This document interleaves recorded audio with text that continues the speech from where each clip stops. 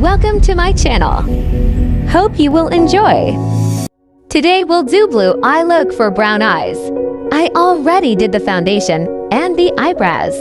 Now I will apply the light brown eyeshadow, and I am also using it as a contour.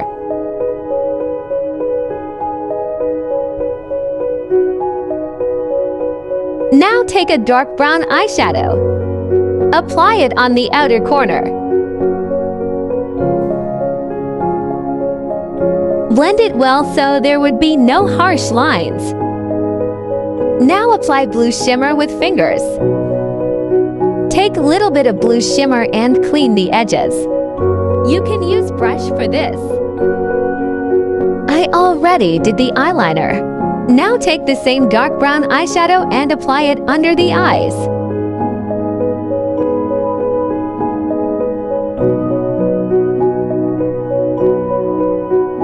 With eyelashes we are done. She is pretty.